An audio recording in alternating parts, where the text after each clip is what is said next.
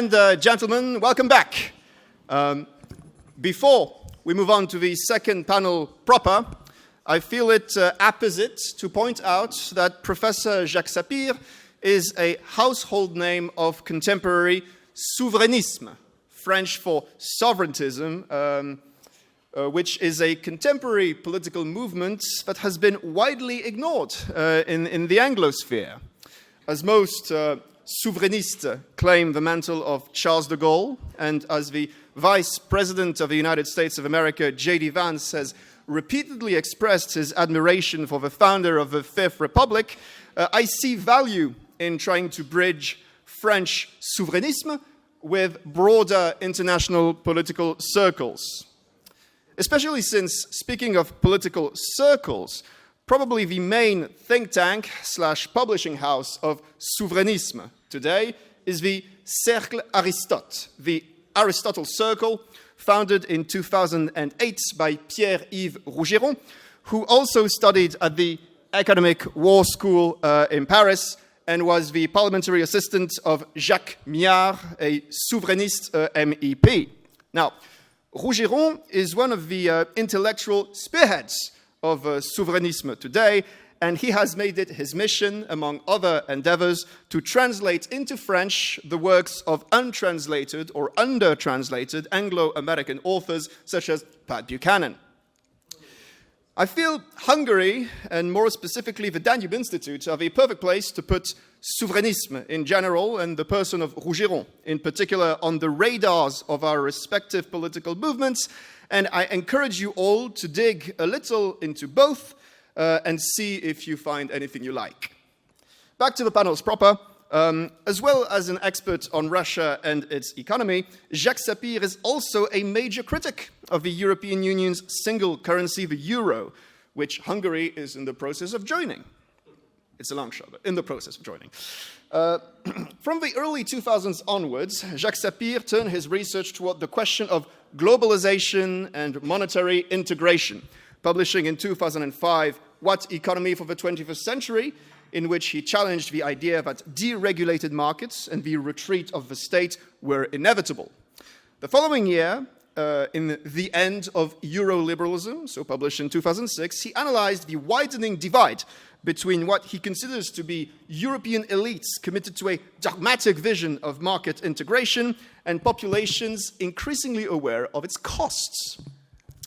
Over the 2010s, Jacques Sapir became one of the leading French critics of the institutional design of the Eurozone, arguing that the single currency had exacerbated structural divergences between European economies and undermined democratic sovereignty.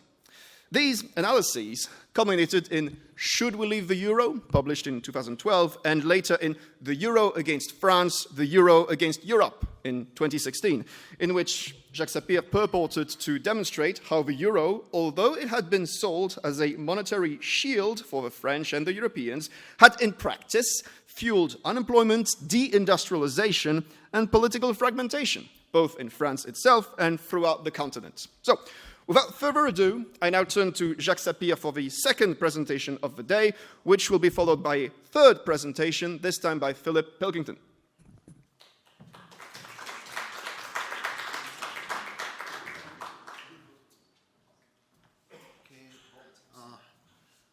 Right. Well, ladies and gentlemen, I'm back again, and I will ask this question. Is the euro, after 25 years, is the builder of the Gravedigger of Europe? Next. Next. Oh.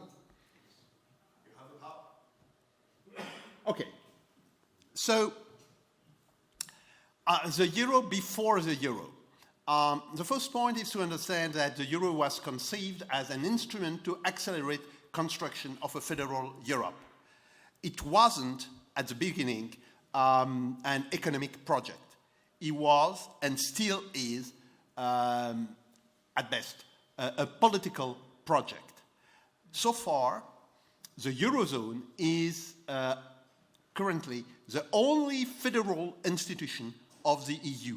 And this is why I believe that the EU will do anything it can to save the euro. As a matter of fact, the first work on the idea of a common currency dates back to the 1970s. We had the Werner report, which was published at the beginning of 1970. And then we had the Gordon Brown, the Gordon Brown report delivered in Florence at the Badia di Fiesole European Institute in Florence, after the decision to adopt the floating exchange rate, the so-called Plaza Agreement with the United States. However, as described in the Gordon Brown report, the conclusion it reached was that a common currency would entail a significant budgetary transfer between the member country of this monetary zone. Specifically, he put the target at a 10% GDP transfer onto a federal institution. Obviously, all the European countries balked to this project and said, well, 10% is absolutely impossible. 1%, 1.5%, maybe, but 10%, absolutely not. And as a matter of fact, this project was revived in the 80s and the 90s, focusing on the political dimension of the euro, whose flows were supposed to accelerate the federalization of the European Union. So the first point is the failure to build a new international currency. One of the main ideas developed by the euro creators was that it could replace progressively a US dollar, which was already contested in the late 1980s and the beginning of the 90s. However, the euro was presented as a protector against the US hegemony. And we will see quickly what was the situation. You know that just after the introduction of the euro, the share of the US dollar in international central bank reserve increased considerably from 59% up to over than 70% till 2002-2003, when it began to stabilize at over than 75%. Then came the subprime crisis, some contestation of the US dollar hegemony, and then after the 2010-2015 time, again, the dollar began to decrease. But in the same time, the euro, which has increased since its creation up to 2009-2010 because of the subprime crisis, began to go down and to stabilize at 20% of the world share. That means well under the 26% share of the currencies which were included in the euros. Before the creation of the euros, the addition of the Dutch mark, the French franc, the Netherlands guilder, and the écu was equal to 26% of the international central bank reserves. And this limit was reached only once in the third quarter of 2009 up to the first quarter of 2010, and then the euro was quite under. What is extremely important is to see that what is called in the IMF slang the other currencies. The other currencies include the Japanese yuan, the Chinese yuan, the Canadian dollar, the Australian dollar, and the Swiss francs. All these currencies increased progressively their shares. And if we add then the share of the sterling pound and the share of the Japanese yen, they are now more or less equal to the euro. So the euro was not able to reach the international level it expected from. Sorry. Second point, so the euro failed to affirm itself as an international reserve currency. And after the 2000-2010 crisis, its shares declined. And the euro's share in other functions stays stable and correspond to nothing more than the economic surfaces of the eurozone. The euro has been unable to develop further than the eurozone. So here's the movement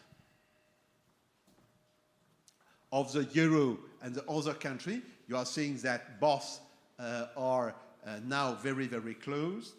And here you have the change in share of the euro in various market segments. This is taken from an EU report which has been disclosed by June of this year.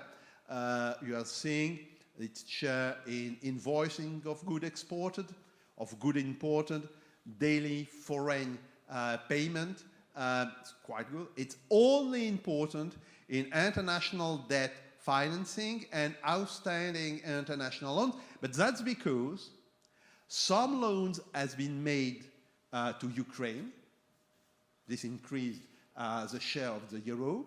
And some loans have been made to other countries of the eurozone and are counted into the euro share of the global loan.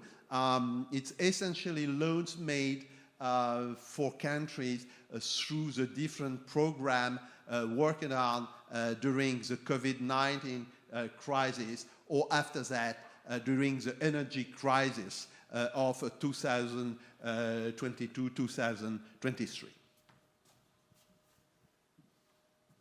Okay, this is also another slide which is linked to this report done by the European Commission. Data are coming from the International Settlement Bank, the IMF, National Source, and European Central Bank computations. And you are seeing that the share of the global foreign exchange reserve is staying more or less at the same level, well, just under 20%. The share for international outstanding debt securities, 22%. So, as you can see, the euro is important because the eurozone is important, but is not important over the importance of the eurozone, which proves that the euro has been unable to gain some credibility as an international currency. The point two, if unable to affirm itself as a major world currency, the euro, nevertheless, has largely contributed to the EU crisis. The euro have since its beginning a lower rate of growth than the non-euro EU. It's extremely important to understand. As a matter of fact, the difference in rate of growth has been of at least 0.5%, and even some years 1%. That's extremely important. It proves that the euro has been a kind of brake on the growth and has been extremely important in depressing the economic situation into the eurozone. As a matter of fact, European banks were to invest onto the financial markets, and this contributed heavily to the subprime crisis contagion. The euro had a strong constraining effect, specifically on some economies, and mostly on France, Italy, and Spain. Let me then see you. You have here the growth since 2017. You are seeing, of course, the huge depression induced by the COVID-19 crisis. But after that, you're seeing that the EU 27 had a much greater rate of growth than the euro area in the world, and specifically than Germany and Italy. France is having more or less the same rate of growth than the Eurozone, but for one very good reason. The budget deficit, which has a Keynesian effect onto the French growth. But what budget deficit? We reached 2 years ago 6% of GDP. Last year we were at 5.8% of GDP. This year we probably will have 5.6%, but that could be higher. I have to say you because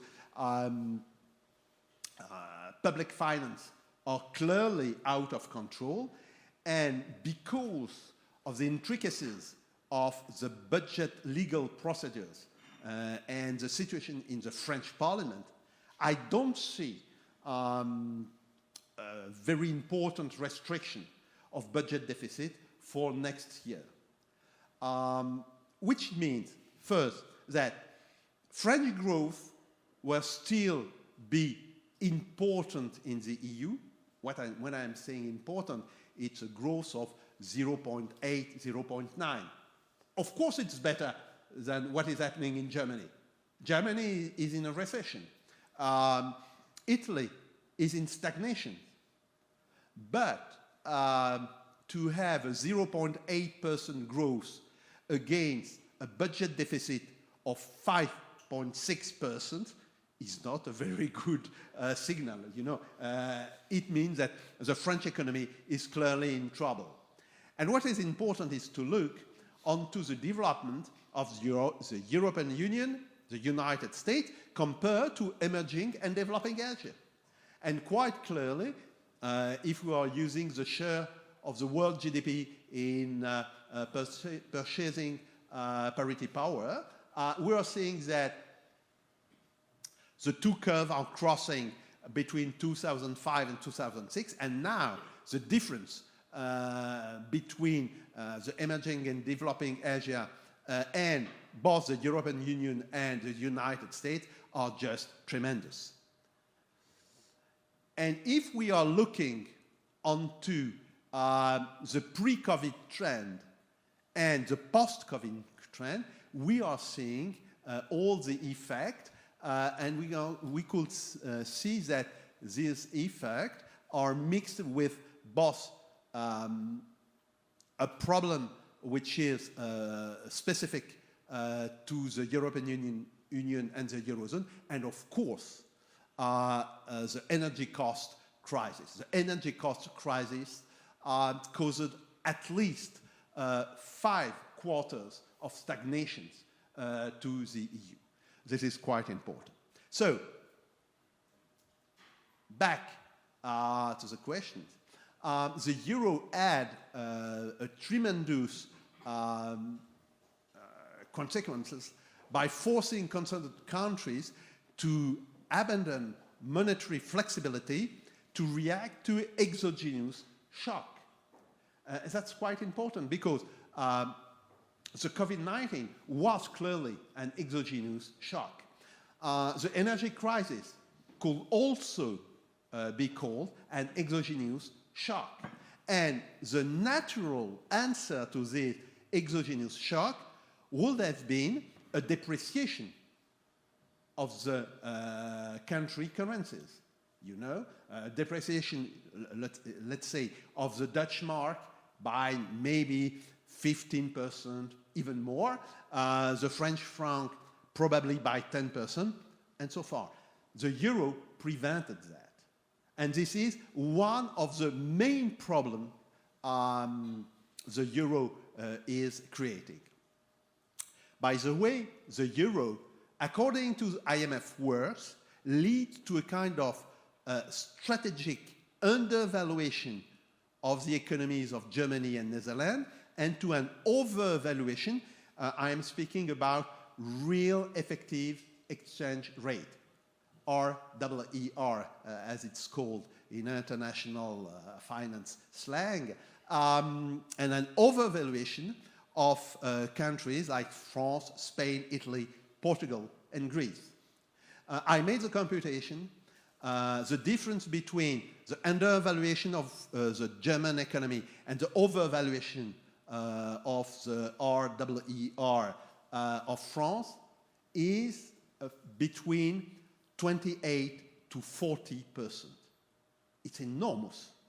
It's enormous. And this is explaining the decaying of the French industry against the German competition. Point 3. By the way, the euro is also creating a strong differentiation among member countries. The euro creates a framework of structural depression for the countries that have adopted it, and this is the cause of the weak growth of the eurozone. Then we have the reluctance of member countries to adopt a budget transfer mechanism, and this is ensuring the persistence of a strong differentiation between these countries. Of course, the transfer mechanism is now reaching around 2% of GDP. It's much greater than what was anticipated with the euro creation. The German had made very clear that they didn't want any budget transfer between euro member countries. Nevertheless, we have now some limited budget transfer, but we are still very far from the 10% GDP transfer that was anticipated into the Gordon Brown report. So we are still very far from this target, and this is ensuring the persistence of a strong differentiation between countries. The economic and social tension generated by the euro are becoming increasingly obvious between the eurozone countries. This tension exacerbated by the energy crisis currently affecting the EU due to sanctions imposed against Russia, is either to provoke a significant distrust of the euro among the population concerned, or to lead the European Union to strengthen its authoritarian framework. And now we have something very interesting. A German research center, the Center for European Policy, made an empirical study in 2019 trying to compute what was the cost of the euros to different countries. And this study, made by a pro-European think tank, I have to tell you, the member of the CEP are absolutely pro-European. But nevertheless, Gasparotti and Koulas demonstrated that two countries benefited largely from the euros, that was Germany and Netherlands. Greece at least benefited of the euro at the beginning of the process, you know. Of course, with the Olympic Games, they spent all what they gained from the euros, and they ended up into the crisis. But some countries have lost a lot. And look, France is coming the second worst country, But Italy is much worse. And as a matter of fact, since the introduction of the euro, the Italian economy stagnated. This is extremely important. And Gasparotti and Coulès computed that the impact of the euro introduction by inhabitant was at least 56,000 euros for every French people and more than 70,000 euros for any Italian inhabitant. As a matter of fact, this model can be contested. We found in my own research center that the choice of country, to establish a kind of non-euro development path was at least disputable. The introduction of the Australian economy in the panel was quite surprising. Australia was developing, but mostly by raw materials. Australia is a big exporter of raw materials to China. No country in the Eurozone could be compared to Australia. So we made a similar model, but with different countries, introducing different countries in the panel. And surprise, surprise, we had exactly the same conclusion. Of course, the level quite differ, but we could see that the growth of the French economy without the euro would have been much more than the growth of the French economy with the euro. And the divergence between both curves is increasing, of course, with the passing of years. This is a very, very important problem because one of the budget problems the French is facing right now is the fact that expenditure are following a path of what the French economy would have been without the euro, but not the tax incomes, because the tax incomes are related to the situation of the French economy with the euro. And the divergence between both is explaining why France is having so important a budget deficit, actually the most important budget deficit of the whole EU. In conclusion, I will say 4 things. The first one is that euro, which was seen as a harbinger of a federal EU, but it created difficulties in European economies and was, as a matter of fact, unable to protect the Eurozone against the subprime crisis and now from the energy crisis. The second point is that euro was seen before its creation as a defender of European sovereignty against US hegemony. I remember a long discussion I had with my former dissertation supervisor, the late Professor Michel Aglietta, who was a very strong proponent of the euro. And we had a clear divergence on that, and we had many very friendly discussions. And he told me that, well, Jacques, why are you contesting the euro? Because the euro is to defend European sovereignty against US hegemony. And I told him, no, the euro will be unable to affirm itself as a real competitor against the US dollar. And it's exactly what the photo proved.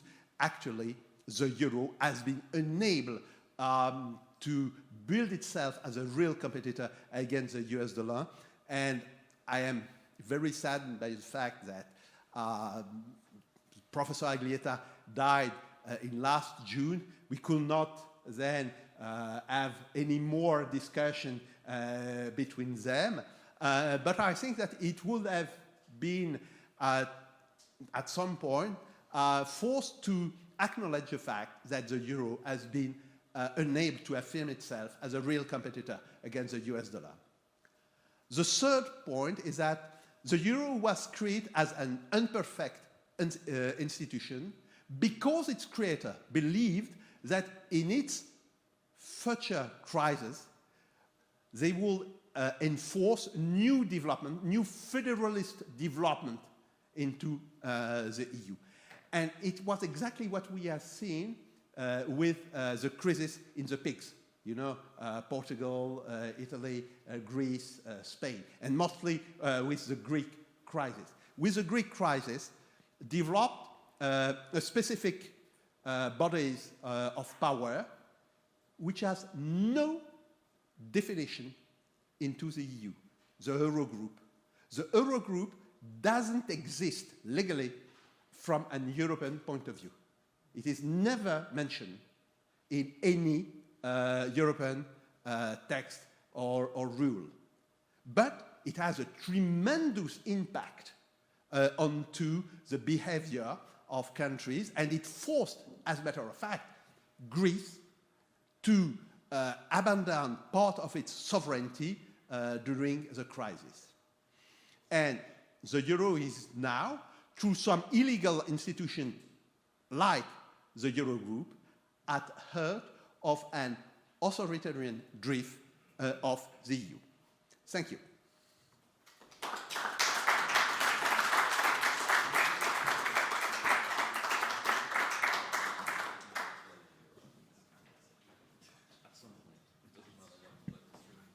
Quite the indictment now for something completely different or tangentially related, more than tangentially related, with Philip Pilkington's presentation.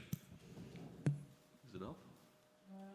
Okay, while I'm waiting for that to come up, I'll just say, so Ugo asked me to do the panel on the euro, and I kind of thought, is it relevant anymore? Because obviously the euro crisis has passed back in, yeah, that's the correct one. Back 10 years ago, this was all the rage. You'd fill up a hall on the euro crisis. Today, obviously, counting by numbers, Russia is a more important issue, and I understand that. But actually, we probably are facing down some sort of a euro crisis in the immediate future. I think before 2030, anyway.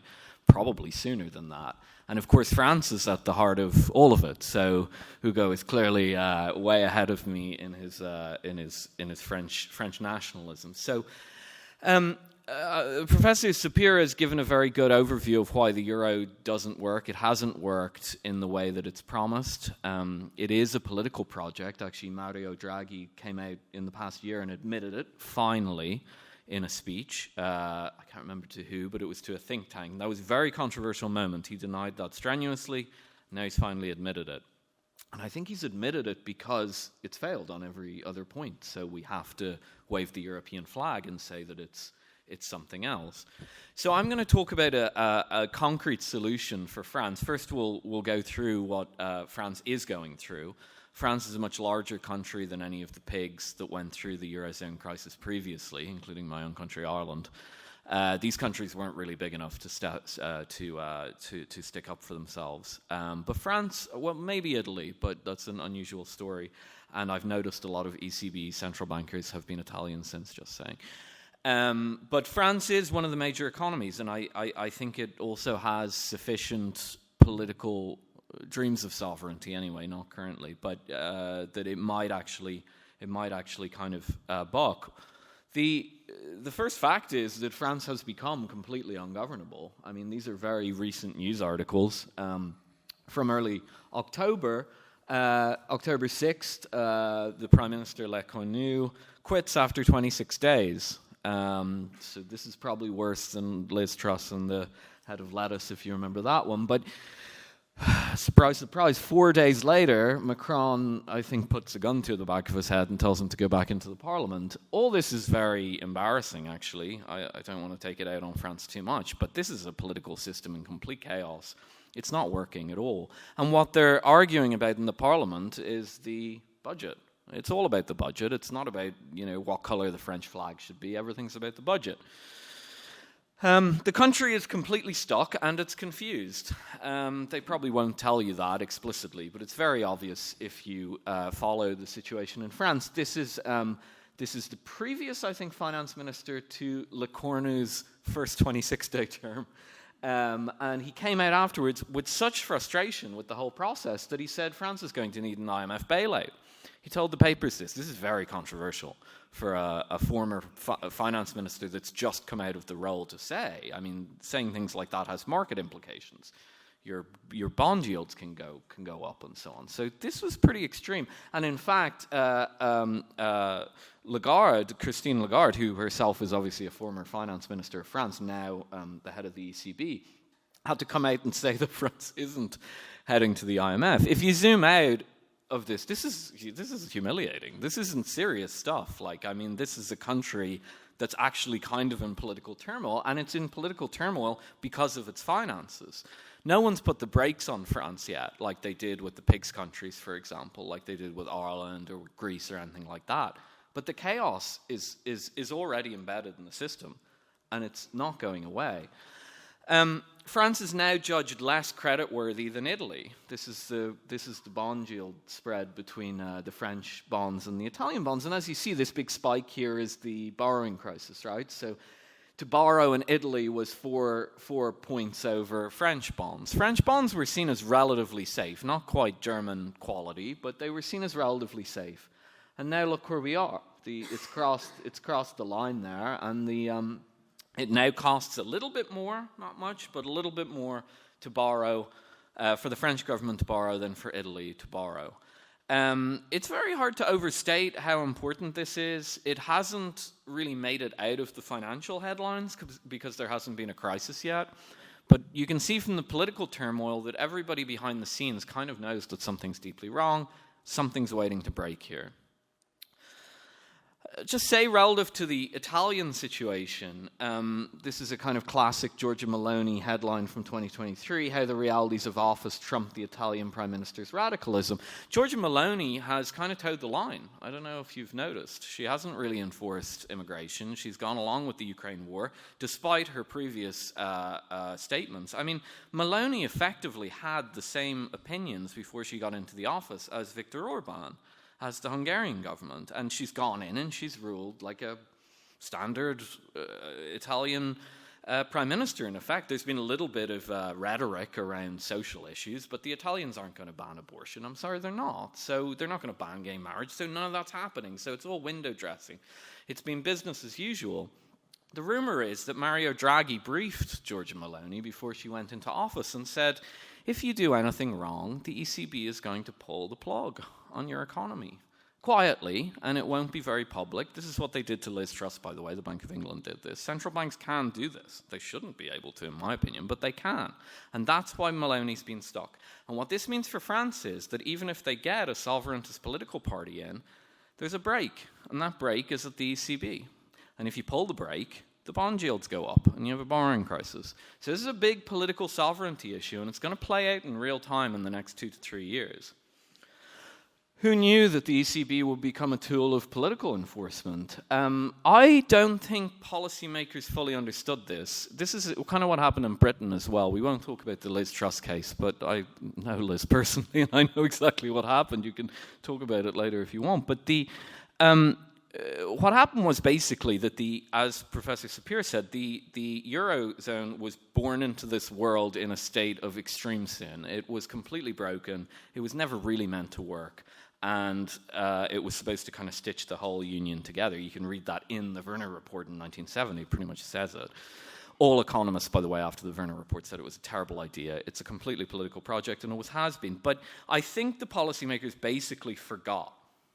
And then they realized during the Greek crisis how much power this gave them. When Syriza were elected and Yanis Varoufakis was the Greek finance minister, they threatened to turn off the ATMs if the Greeks didn't toe the line. The only alternative was to issue new currency. In fact, I knew the person working on the alternative currency program. The plan was to put stamps on euro notes and call them drachma and distribute them through the ATM machines. That was where they were at. And Tsipras said no and fired Yanis Varoufakis. That's what happened. So this creates really perverse incentives, not just perverse incentives, really, really perverse incentives, because what it does, okay, if Brussels, we all know Brussels is a centralizing institution, and we all know it wants to gain power over the European countries. We're in Hungary, we know what that looks like. Fortunately, we don't have the euro, but we know what that looks like. So if you're weighing up, you're a European policymaker, and you're weighing up on the one hand, you want power over the country, and on the other hand, you don't really want economic turmoil and bankruptcy. Not sure. Maybe you do want the turmoil and bankruptcy. If Macron is in, maybe, you don't want the turmoil and bankruptcy. Le Pen gets in, you want the turmoil and bankruptcy. This is really insane. And that completely will destroy the European economy. So there's a real conflict here. We saw it play out in micro time with Liz Truss, actually. It was a really good example of this. Okay, so on to France. This is another way of saying what Professor Sapir has already said, but I think it's a kind of a tidy way of saying it. The problem in the French economy is basically the French households like to save. They're big savers, French households, and you're not going to convince them out of saving. You might be able to tax that saving and respend it into government infrastructure or government capital development projects. But, I mean, we're not at that stage yet. I'm not even that opposed to it, but it would be a fundamental change in the way that the French economy is currently governed, and it might not even decrease the household saving rate. Now, here's the thing. Going right back to 1996, the households, which are in the brown there on the top, have always wanted to save. And a little bit of macroeconomics will tell you that if one sector is saving, another sector has to be dissaving. And that means they can either be spending down their saving or they can be going into debt. Usually these days it means going into debt. Well, who was dissaving back in the day to prop up those large household surpluses, those savings rates? Well, to a certain extent it was the government there in light blue. But it was also the foreign sector. You see the dark blue there between 1996 and just up until about 2007, 2008. What that meant was that France was running a trade surplus. It was competitive, which is exactly what Professor Sapir is saying. It was competitive. The rest of the world wanted to buy nice Renaults and French products and so on. And the French household wanted to save. They still had to run budget deficits for this, but look how much less they are than what happened afterwards. These budget deficits were probably sustainable. I'm not even a particular fiscal hawk. I think I agree with Professor Sapir. What's happening now is clearly out of control. But I don't think a 2% budget deficit for a country like France is that bad. 5% is something different. Well, look what's happened. Introduction of the euro we get in 1999. We get the financial crisis in 2008. And what you have is foreign saving. And that means that France is running a trade deficit. And ever since then, it's been running a trade deficit. These days, it's running quite a large trade deficit by French standards. And look what's happened. The household saving has been fully undertaken by the government deficit. Fully. That's the source of the government deficit. This is because, as Professor Sapir has already said, they can't devalue the franc. They always used to devalue the franc. Devaluing the franc was like part of French life since, 1960. Look, the francs come down. These are in euros. All the way down until the euro's introduced there. And the reason for this is that French like their unions and they like their pensions.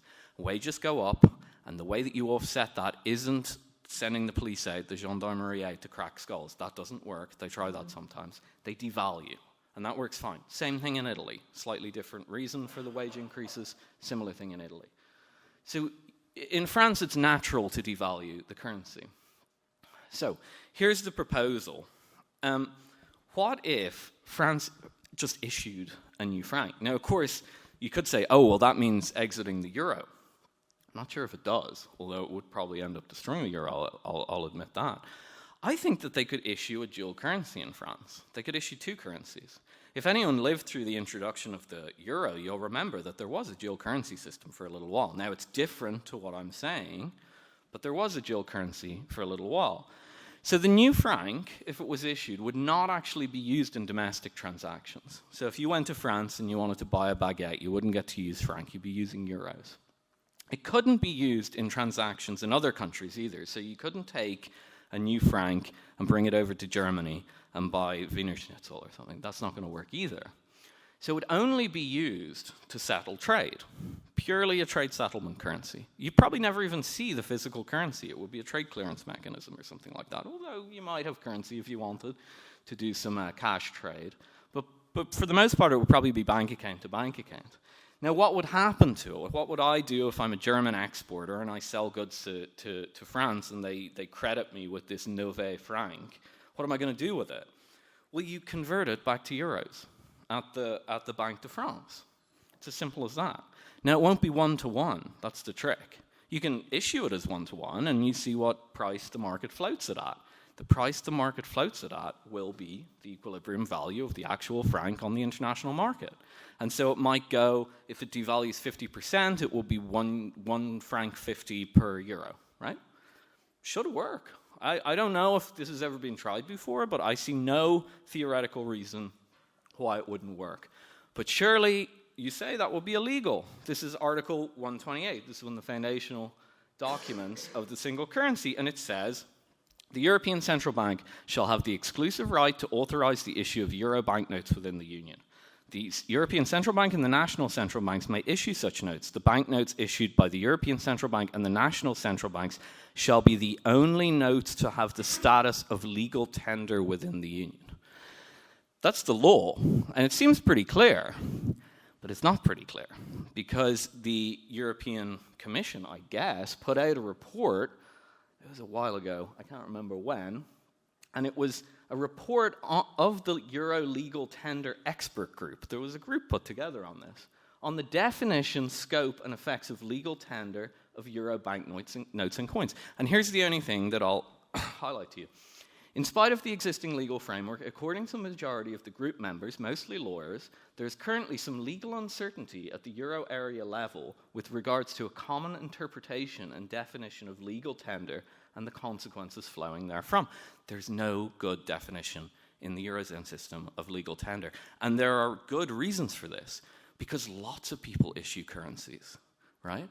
If you have ever gone down to Tesco and got club card points, that's a form of currency. If you've ever got frequent flyer miles, they're a form of currency. You can buy things with them. They're issued by private sector groups. Are they violating Article 128? No, they're not. So there's a legal grey area here. Now look, it'll ultimately be political, but there's enough space to argue at least. And by the way, stranger things have happened, literally. The German court recently, 2020, the Constitutional Court, said that the QE programs were illegal by the ECB. Now, you can say, oh, you're making a very exotic case about legal tender. Yeah, but I'm making a kind of a legal case. The European Central Bank just explicitly violated the law. The law states that you can only buy bonds in the euro system as a mechanism to alter monetary policy. You cannot buy them to loan money to governments. And what did they do? In the anything it takes era, or the bazooka era, if you remember it, as the German Constitutional Court said, and they are correct, they used the money to buy bonds to drive down borrowing rates of countries that were going bankrupt. So if this is allowed, I think we can have a reasonable debate about the status of legal tender in the Eurozone. But it would take political will. This is not some magic solution that you can go up to the ECB or go up to the Banque de France and say, I've got the one weird trick, as they say on the internet, to solve your economic problems. No, a French government would have to say, we've had enough of this, we're ruining the country, we're in political turmoil, the economy's not working, this isn't working for us, let's try it. And then they'd have to fight it. Now, if this were Greece or Ireland or Portugal, they probably wouldn't do it. I actually did propose, not this, but something similar to the Irish government back in the Eurozone crisis. It was called tax-backed bonds, slightly different, a bit more exotic. This is much more simple. They wouldn't have the power to do that. France does have the power to do this. So this is on the table if any French government wants to take it. But if they don't, if a sovereigntist political party gets into power in France, the ECB will clamp down on them and they will turn into Giorgia Meloni. They won't do anything different. And France will continue to slip into chaos and it'll go bankrupt. That's all. Thank you.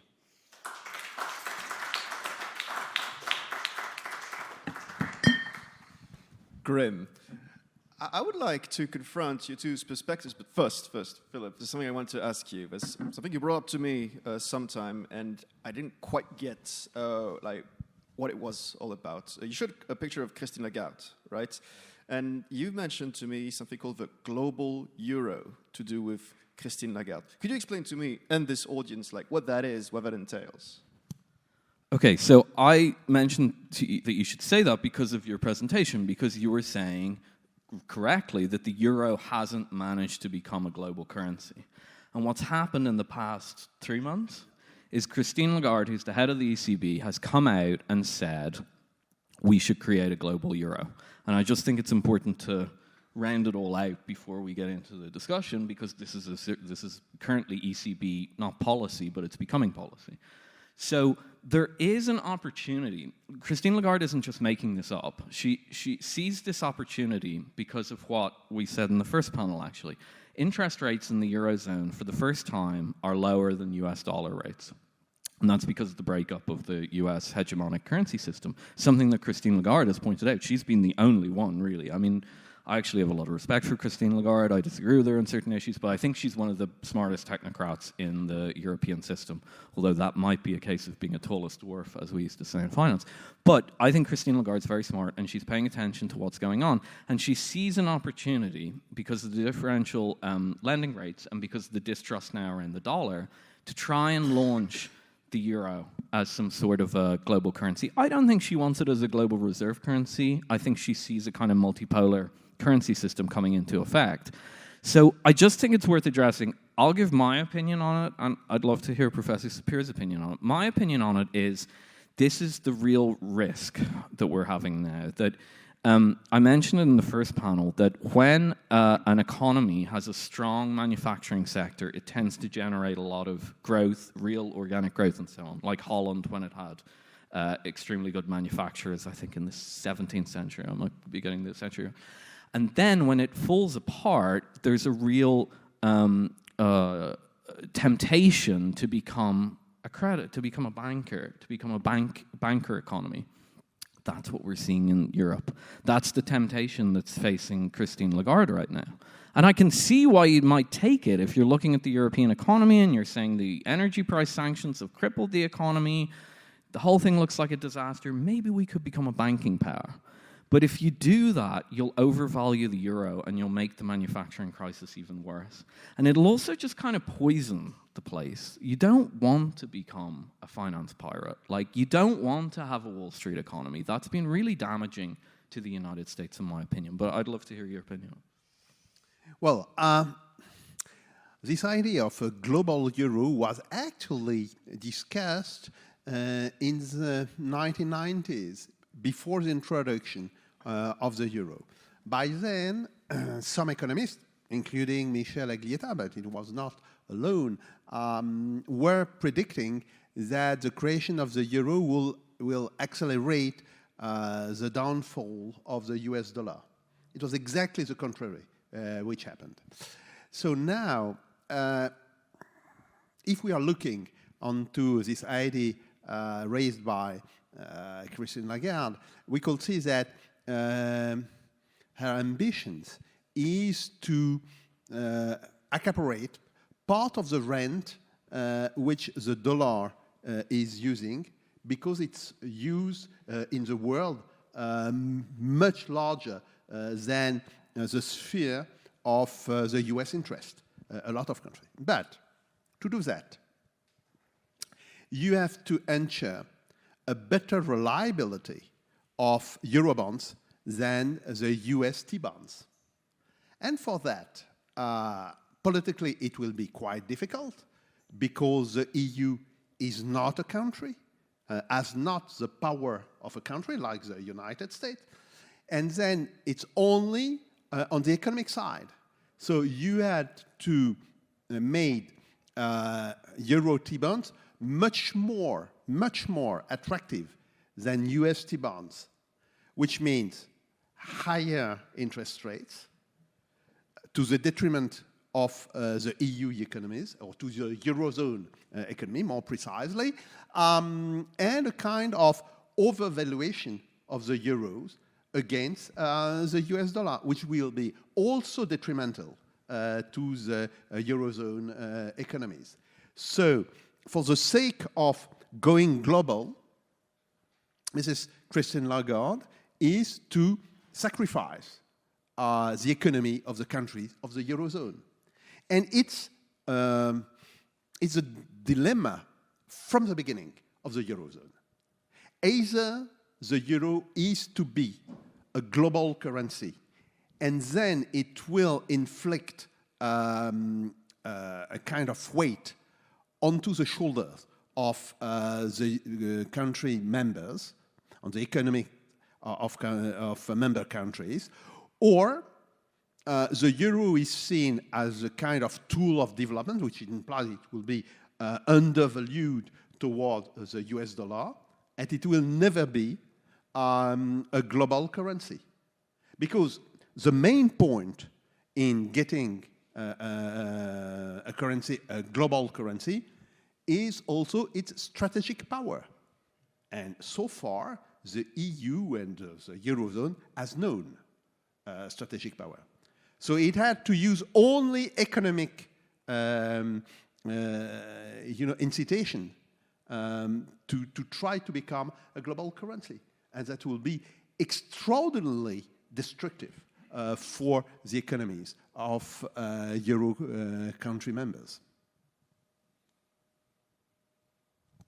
Well, thank you very much, both of you, for this context on the global euro. I think I get more what this is all about. Well, with that, so now that we have a full context and we've seen both presentations, I want to say, like, duke it out, because Professor Sapir, I believe, thinks withdrawal from the euro outright would be preferable, whereas you, Philip, believe you have an alternative solution. Maybe I should first ask Professor Sapir, are you convinced by the proposition of Philip Wilkington? Well, actually, the idea of twin currency into a country has been developed in Canada in the early 30s, you know. But the Canadian experiment quickly turned out and will not work. As a matter of fact, during the Greek crisis, I was by then an advisor of the Minister of Finance, Mr. Varoufakis' own staff. And we discussed from late April to early June the possibility of creating not exactly a new currency, but, you know, IOU, this kind of system in parallel with the euro. But quickly, and I used then advice from Mr. Asselineau, main advisor, you know, who was a man quite important into the European Central Bank hierarchy. What will be the reaction of the ECB? And the reaction of the ECB, if Greece were to create this kind of system, will be to cut short the furniture of euro to Greece, creating then a kind of liquidity crisis for Greek banks. So we discussed even this problem with Mr. Varoufakis, and it was quite convinced that this system could be used not as a stable situation, but as a kind of transitory situation between the exit from the euros. Now it's on the record that Mr. Konstantinos Tsipras, then Prime Minister of Greece, didn't agree with that, and then Mr. Varoufakis quit the government, and as you know, well, even if we had a referendum in Greece giving the possibility for Mr. Tsipras to resist to the Eurogroup, Mr. Tsipras capitulated before the Eurogroup, and it was the end of the story. So I think that the creation of a twin country, you know, a kind of a franc which will work with the euro could be only a very transitory solution. I don't see it working more than some weeks, maybe 1 month or two, but certainly not after that. By the way, it could create, and that's my personal opinion, it's not the opinion of people with which I've worked in 2015. My own opinion is that it could create such an ambiguity about the monetary situation of France that it had to be avoided. Because then people will know, well, what is the actual currency of France? Is it the new franc? It is the euro? Is France to exit out of the euro and then use only the new francs? You know, there will be a kind of very ambiguous situation, and with this situation, we could have tremendous financial flows quitting France to go to other countries, which could create a real problem for the balance of payments of France. So that's why I'm still believing, maybe I'm wrong, but I'm still believing into a quick decision and an exit from the Eurozone quickly implemented without a more than 1 or 2 day transitory period. You know, my own position is that by Friday evening, when all the financial markets are closed, the French government is to make the declaration, we are exiting the Eurozone. For some time, banknotes which are in euro will be redenominated in francs with just a stamp, and the central bank office in the country ought to use this stamp to make it, and then a new banknotes of francs are to be created. But to do that very, very quickly, to avoid this ambiguity and to avoid this period of troubles, which could be extraordinarily destructive for the French economy. Well, I'd say it's a political question. I mean, it's not, you can, as I said at the end of the presentation, this isn't some like one weird trick, as they say on the internet. It's a political question, and the ideal to get rid of the euro is that every country decides to get rid of the euro, and we have a wind down period, and it looks very much so like the introduction of the euro, and we have a very orderly process by which you go and you bring your euro and you get the new exchange rates and so on. There's just not the coordination to do that, and I don't think there ever will be the coordination to do that. There's barely coordination at the European Commission level for things they agree on, let alone things that are controversial like this. The ideal is probably what you're saying. I just don't think any country would dare. I think the politicians would be too scared. Of course, that is the ideal, because you're right. If you introduce any halfway house, you're introducing uncertainty, and you don't know how the bond markets will react, and you don't know if there'll be capital flight. So I assume in your situation, you put capital controls in place immediately. Yeah. So, I mean, and you go back to a fixed exchange rate system, and then you adjust it orderly, and that is how you do it in a quick escape moment. My only fear is politically, I think you'd have to be really brave as a politician to do that. Tsipras wouldn't do it. Would Varoufakis have done it? Yeah, I think he probably would have. But you need to be really brave. And the other thing there is that Varoufakis, because he's an economist, kind of knew what it meant. Whereas if you're talking to a politician, you're telling them this really scary thing that they don't really understand, and they say, well, you're kind of an expert, but that guy's an expert too, and he says that I'm going to like melt like a witch that's got water on it or something. So they don't know. So it's very difficult. The reason that I propose this, I'm open to any solution, but the reason I propose this is I think you could do it really gradually. and launch it as kind of an experiment, a kind of a what if the euro didn't exist. So very concretely, the way I started is at a very small level. I'd say the government would work with some French exporters, and they'd say, we want you to ask for this currency. We want you to ask to be paid in this currency. And so let's say it's Renault or something. Renault would say to the Germans, they'd say, oh no, we don't want any euros, we want some of these Nouveau franc. And then you'd issue enough of them to cover monthly exports by Renault, and Renault would get those, and then the Banque de France would just say, okay, we'll take them, there's your euros, nothing's changed for you. But we'd start to get an exchange rate mechanism developed then. So my sense would be to start it really slow. Now, the moment that you introduce the idea, everyone's going to come out and say you're trying to destroy the euro. And in a sense, you are trying to destroy the euro, so there's not much point in pretending you're not. But at the very least, you're trying to do it in such a way that you're saying, let's test it. Let's see what the actual market exchange rate for the franc is. Let's get people kind of acclimatized to what that means. And let's do it on a very gradual basis. Maybe Renault start, and then Danone, and then Nestle, and you build it up, and you see how much traction you're getting. And I think markets would kind of understand that. And the last thing I'd say about that is France is on the brink of crisis anyway.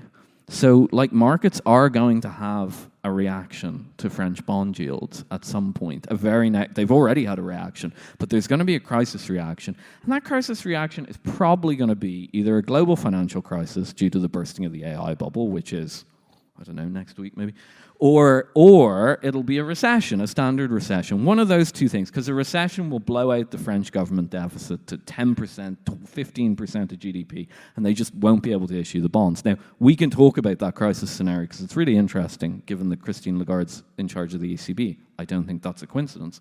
But ultimately, they will face a crisis down. I don't think doing the dual currency thing in a crisis would be ideal. I think this is something that you'd want to get in and start quite gradually. In a crisis scenario, you're probably better off going with the hammer. But look, it's all a political question. That's what I'm getting at. There's no magic solutions. It's all political judgment. I have to add that you mentioned François Asselineau, who was a former inspector of finance in France, and he has claimed many times that, in fact, at the top of the French government, there currently is no contingency plan for the euro, but there is not one high civil servant who has planned for this. So, what can we do? No, it is wrong. Actually, in the Ministry of Finance, they developed a plan to go back to the franc during the Greek crisis, because then they were seeing a need to have a contingency plan, because nobody knows how will the crisis develop.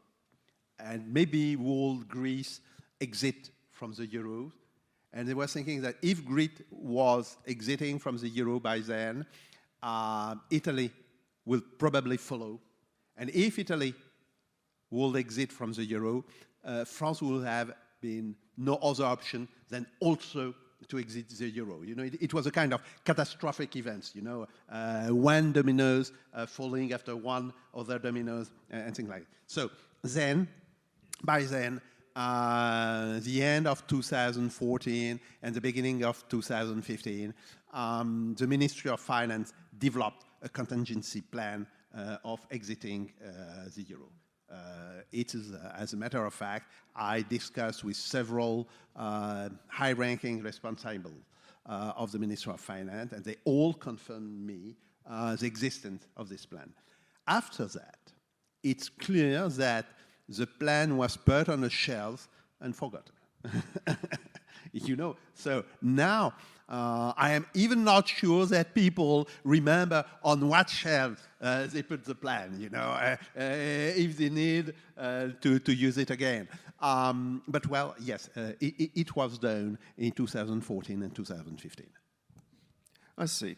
Philip, recently in the Hungarian Conservative, you published an article about your proposition for this dual currency, which you are now proposing today.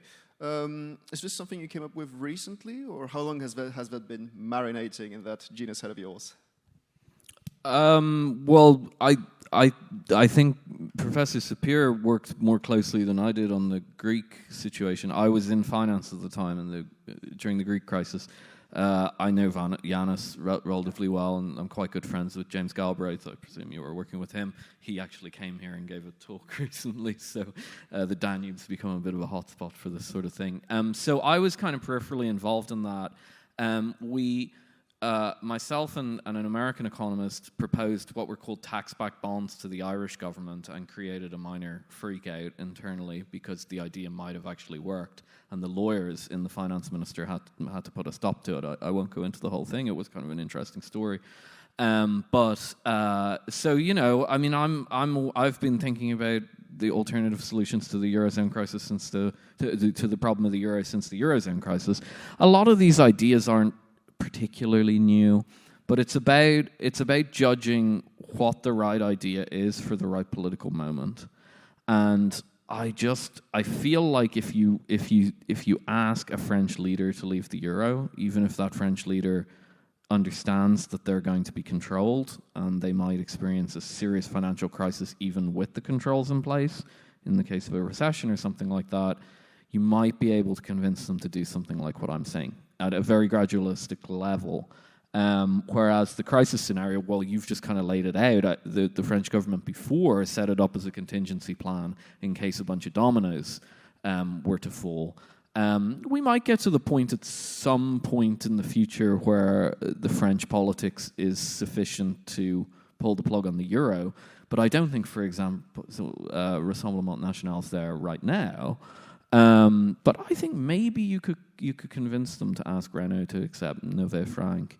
Maybe, I don't know. It's just an experimental idea, but even as much as anything else, we should start talking about this, because some sort of a borrowing crisis is going to happen in the Eurozone in the next 5 years, probably. If you want my real opinion, and remember, this is not investment advice, I learned from working in investment finance that there's no upside to giving investment advice, because if the person wins, they claim the responsibility themselves, and if they lose, they come to your doorstep. And so this is similar to that. But I would say, actually, my real opinion is there'll be a fiscal crisis before the end of the Trump administration, because I think the AI bubble is going to burst, and I think it's going to unwind. The financial sector, private equity and private credit funds are going to blow up. That's probably what's going to happen. I know that's big news to some people, but I think that's going to happen. And so it's not bad to seed the ground with a variety of ideas and to try and explain them to people. The last thing I'd say is it's quite difficult to explain boring economic ideas to people when it's not in the headlines. So it tends to be in a crisis when people start talking about them, but it would be great if that weren't the case. So I'm always open to how to do that. Right. Maybe we could turn it to questions from the audience now, but we have about 10 minutes left. This is a highly technical topic, so don't hesitate to make like a question. We have one from Titus Tekera of MCC. Hello, gentlemen. Thank you. This was wonderfully provocative on both sides, especially this difference of opinion about what kind of moves politicians would have to make to reclaim sovereignty. I come from political science, not economics, so I'd like to look at that side of the problem, specifically leadership. We've heard you talk about Christine Lagarde, right? She went from the French government to the IMF to the European Central Bank.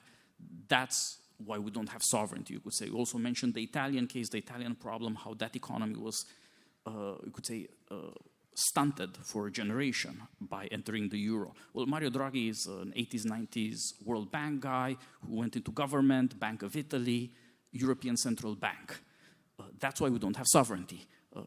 We need somehow sovereignty in currency. You could say some kind of similar problem. There's no real sovereignty in England. This is what happened to Liz Truss. She's a kind of Mr. Bean, good-willed character, and she stepped into the prime ministership, and all of a sudden she realized, no, you're not in control. It doesn't matter what you think. What matters is what happens in the bond markets. Things like that are real. But somehow they're not visible, so somehow you have to figure out who's going to be the next guy. It was Draghi, it's Lagarde. Who's the next one? at the European Central Bank. And so, which is the next country? Is France the next country? Things happen to Italy, things happen to England. Is France the next country? What happens at that level of leadership? What happens at the conjunction of the IMF, World Bank, European Central Bank, when it's literally the same people running these things for decades? I'll say very quickly, it wasn't the bond markets that took out Liz Truss, it was the civil service. I know that for a fact. It's been denied, but everybody knows it behind the scenes. It was the Bank of England and the Treasury. They didn't like her tax plan. Sure, agreed with that. And they sparked the bond market crisis. They did it with leaks, newspaper plants, and then they refused to step in and monetize the debt, and they let the pension vehicles blow up. So that was the civil service. It wasn't the bond market. And that'll come out, never. It'll never be admitted to, but everybody knows it. In terms of leadership, I mean, that's ultimately what these questions come down to. You're absolutely right. It's a rotating cast of characters. And the kind of implicit, how would I put it, deal that countries are offered, like Italy, and I think France will be offered this deal soon, is don't cause too much trouble, big country. We'll give one of your economists the seat at the central bank. And then what they'll do is they'll be a little bit more reasonable. And that's what they're going to do with Lagarde, right? If there's a French crisis, they'll say, we'll be a bit more reasonable than we were with Italy.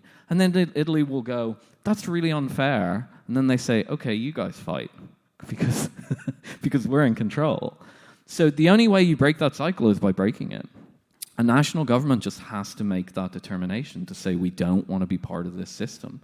But that system is really, really self-perpetuating. I'll just tell you that I have nothing against the guy, Philip Lane. He's an Irish economist. He became chief economist of the ECB. A little Irish economist who was at the Irish Central Bank. Philip Lane's a good trade economist for what it's worth. I'm not saying he's unqualified or anything like that. But why was he there? It's this.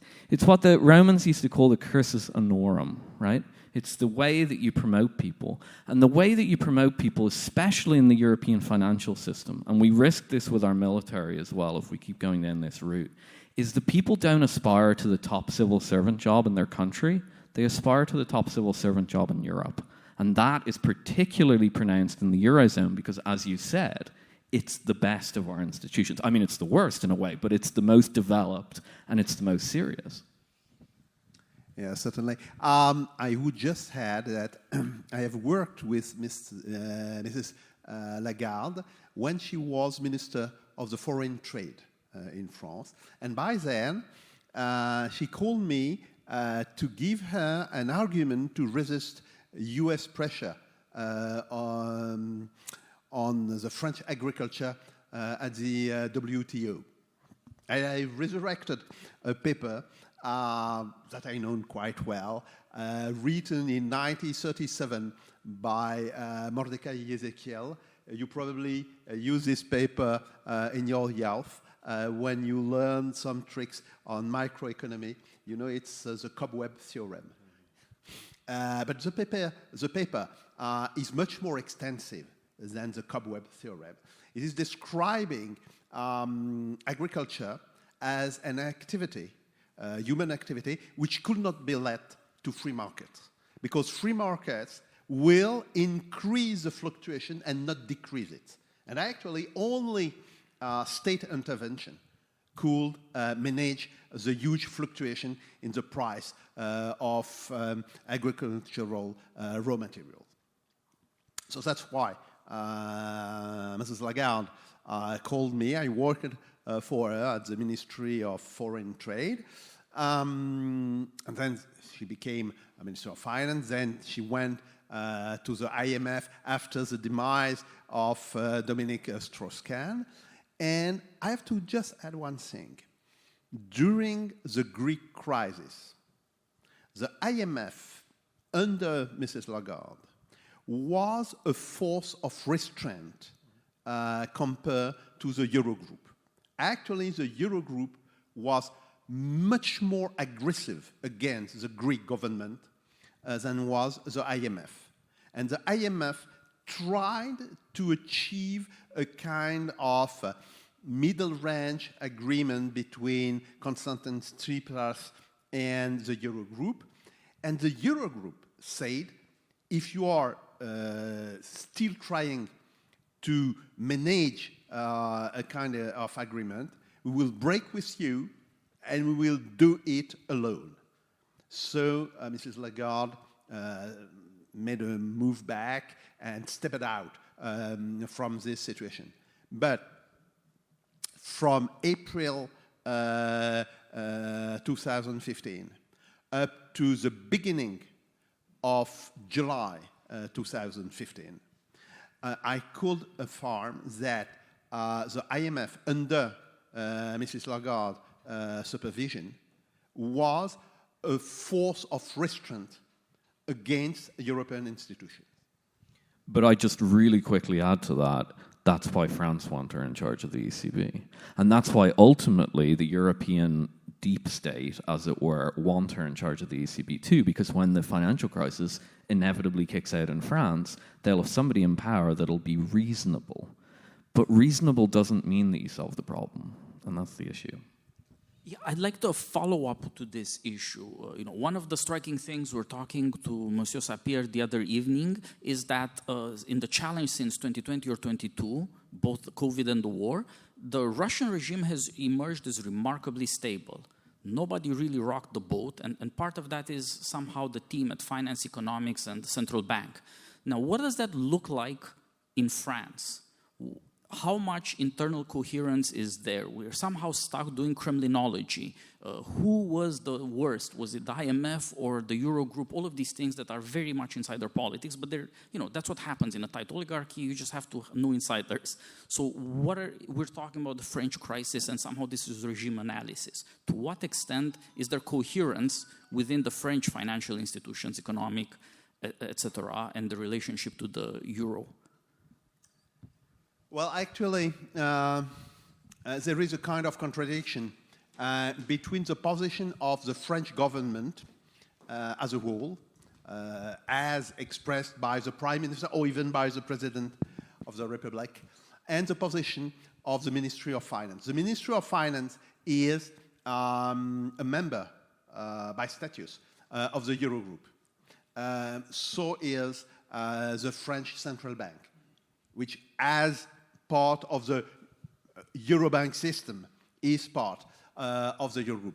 And people from these institutions are exerting a very strong influence onto the government position and the president position. By the end of 2014 and the beginning of 2015, I have been working also with the French Ministry of Economic Development, Mr. Montebourg, and I even written for him under the cover of the Fondation Res Publica a leaflet about the scenarios for exiting the euros, because Mr. Montebourg was convinced that we had to do that. Okay. It's also well known that Mr. Montebourg was pushed aside by the French president, Mr. François Hollande, but still, he told me that François Hollande, which began in early 2015, by supporting the Greek government, saying, yes, Greece has to make an effort to stabilize its financial situation, but not as strong and with so dramatic consequences as the Eurogroup want, okay? It began to have a kind of middle position between the Eurogroup and the Greek government, and progressively, he was pushed to completely adopt the Eurogroup position by people from the French Ministry of Finance who were into the Eurogroup. So we are here at the nexus of the political system of the Euro.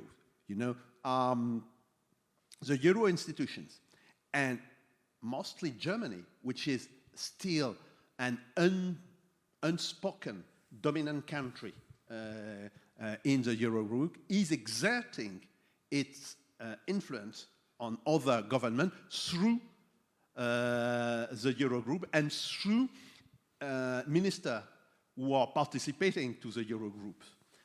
And Mr. Pierre Moscovici, one of my old enemies in French politics, because I traded argument with him many times. He went to Mr. François Hollande to tell him that the French position was betrayed by Mr. Montebourg and by his advisor.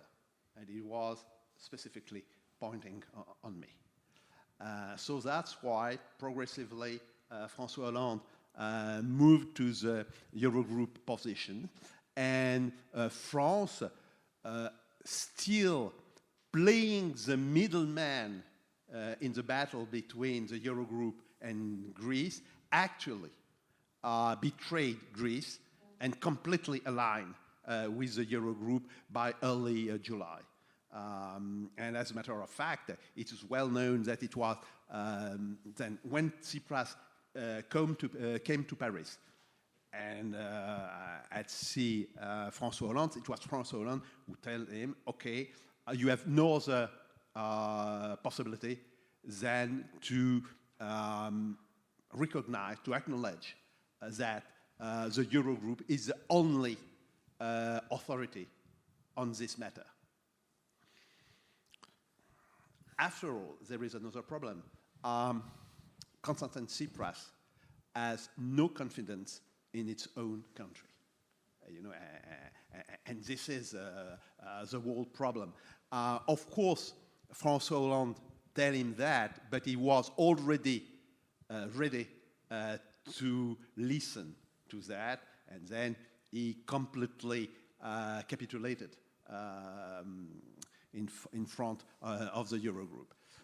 It's a kind of tragic situation because we are seeing the French government evolving from a position which was still understandable and which could have been supported by the French society onto a position which was absolutely not understood by the French population, by the French civil society.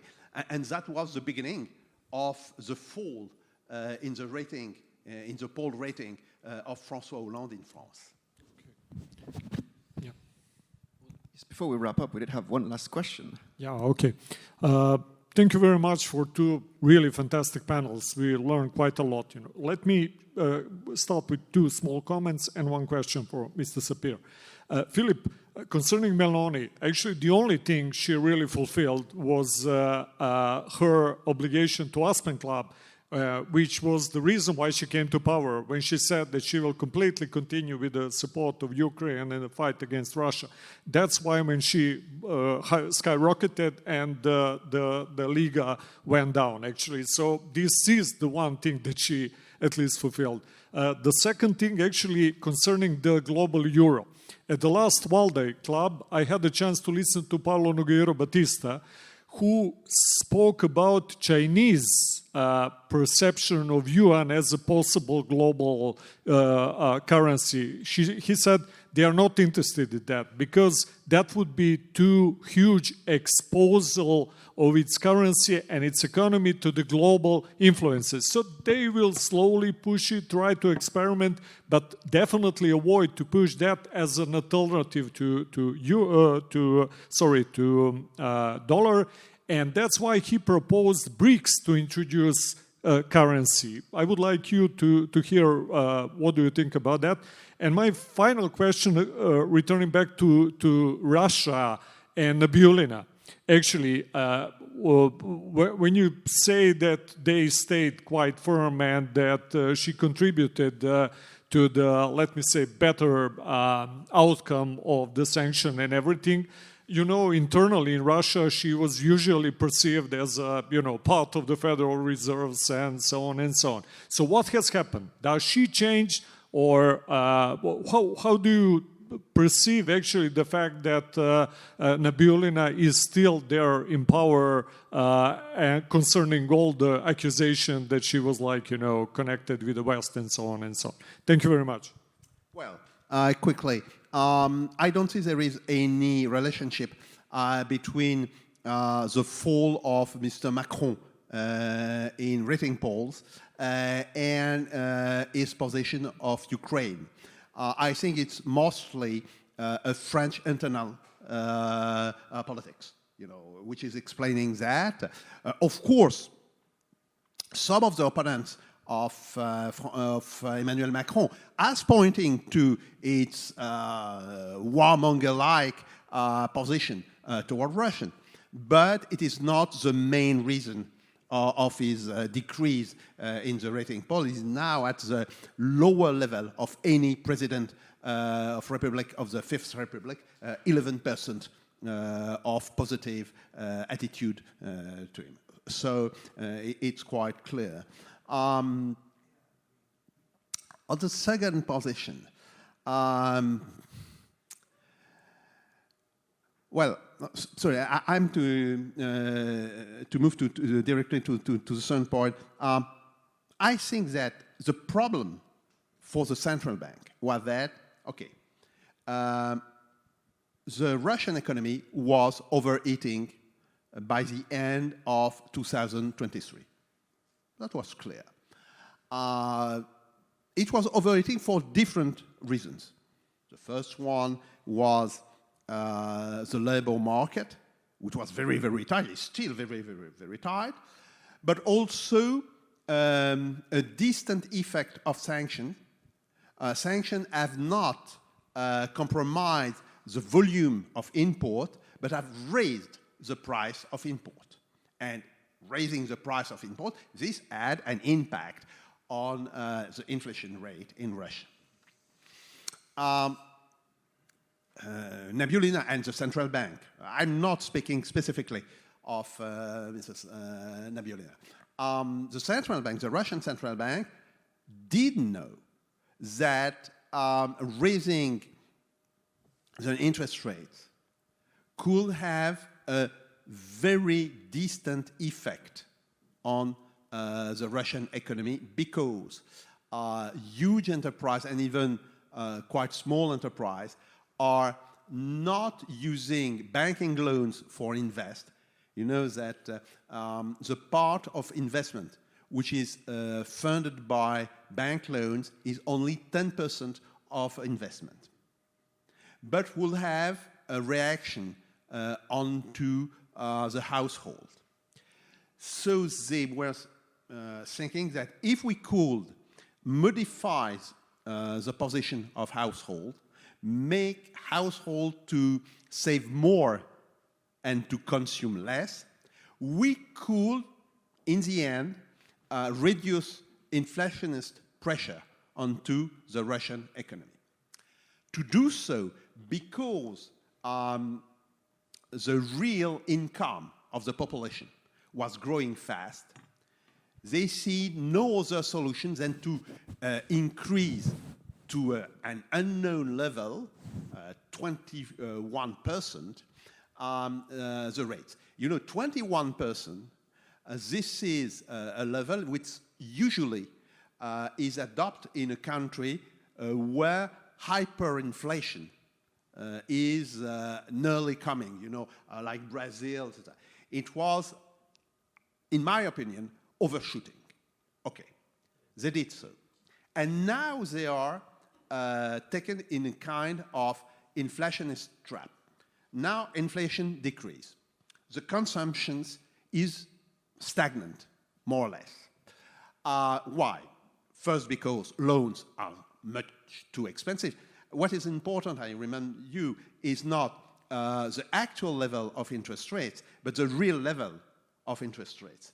And even now, when interest rate has been reduced to 16.5%, as inflation has reduced to nearly 8%, it implies that the real interest rates are still at 8.5%.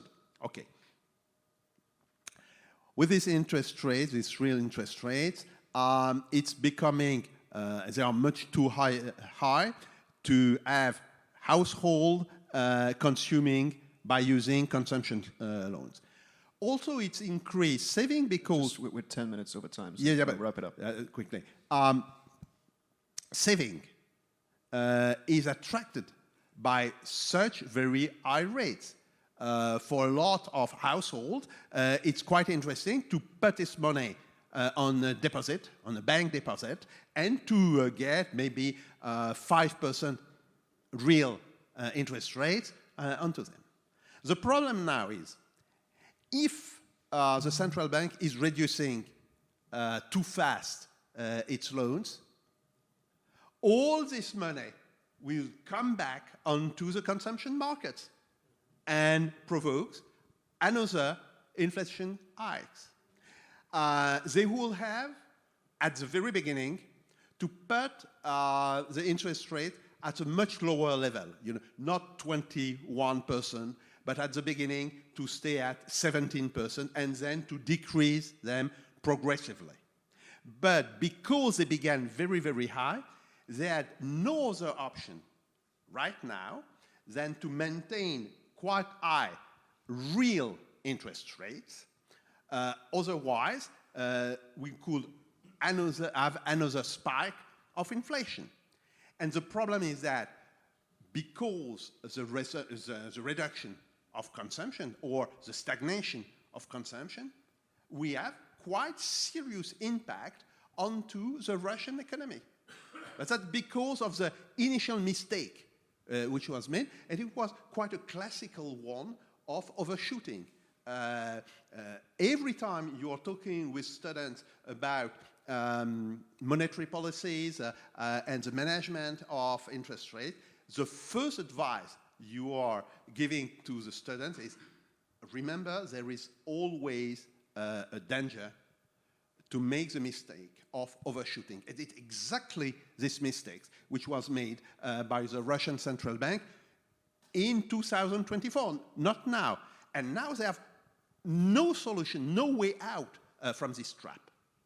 I just really quickly say on the institutional point on that, I think you're correct that Nabilan has been a pretty Western central banker. She's an independent, it's an independent central bank. She sees herself as being inflation control, currency control, so on. She's a heterodox for Western standards, but in terms of this inflation control and so on, I can understand why she's viewed that way in Russia. I know that the Economic Development Ministry disagreed with the interest rate hikes. They thought it was benign inflation, real wages were rising, etc. I'd side with the Development Ministry. I'd just say institutionally, it's really interesting. I think this is a transition of the Russian economy that's going through right now. The Chinese central bank does not use monetary policy like the Western central banks do. They don't see it as an inflation control mechanism. They use capital, they clamp down on capital and so on. I think Russia's moving in that direction. I think that's what's happening. I think that big mistake that the central bank made, it might be one of the final mistakes. And it probably won't be next year or the year after, but over time the Russians will come to realize it's not 1999 anymore. They don't need to do these crazy interest rate hikes. And gradually the power will flow over to the more kind of capital management side, just like it is in China. That's my sense. I think she triggered it. She probably sped up that process. Ladies and gentlemen, Jacques Sapir and Philip Billington.